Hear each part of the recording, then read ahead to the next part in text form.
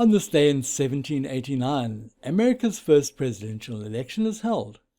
Voters cast ballots to choose state electors. Only white men who owned property were allowed to vote.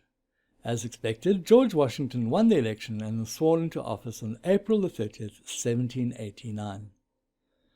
On this day in 1927, the Harlem Globetrotters basketball team travels 48 miles west from Chicago to play their first game in Hinckley, Illinois.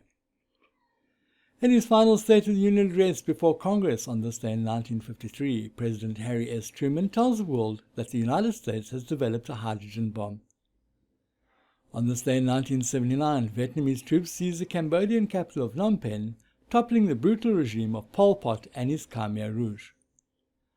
On this day in 1889, Showa Tenno Hirohito, the 124th Japanese monarch in an imperial line dating back to 660 BC, dies after serving 6 decades as the Emperor of Japan.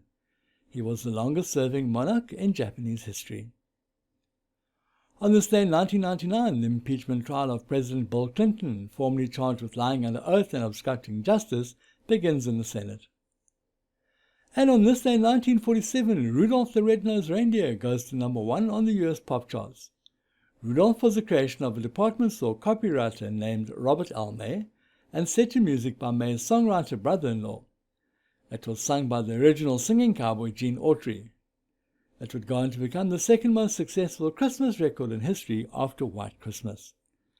And finally, on this day in 1938, South Africa's first national news agency, the South African Press Association, or SAPA, is established from what was then Reuters South African News Agency.